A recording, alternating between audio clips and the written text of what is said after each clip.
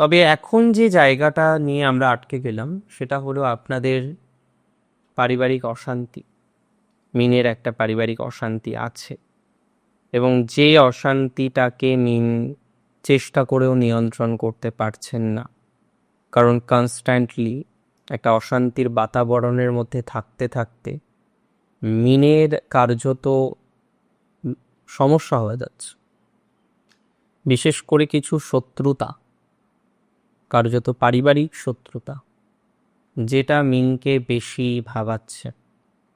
মিনের যদি বলতে হয় যে পারিবারিক শত্রুতা কবে কমে যাবে, আমি আপনাকে এটাই বলতে চাইব, আমি এটাই মনে করি যে মিনের শত্রুতা, পারিবারিক শত্রুতা অনেকটা মিনিমাইজ হয়ে যাবে, আমি এতটুকু অ্যাসিউরিটি দিতে পারি।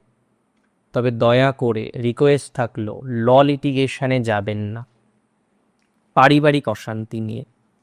তাতে কিন্তু অশান্তির বাতাবরণ বাড়বে, সমস্যার বিন্দুমাত্র সমাধান হবে না, এবং একটা নেগেটিভ ভাইবসে, একটা নেগেটিভ স্ট্রেসের মধ্যে আপনাদের কিন্তু থাকতে হবে।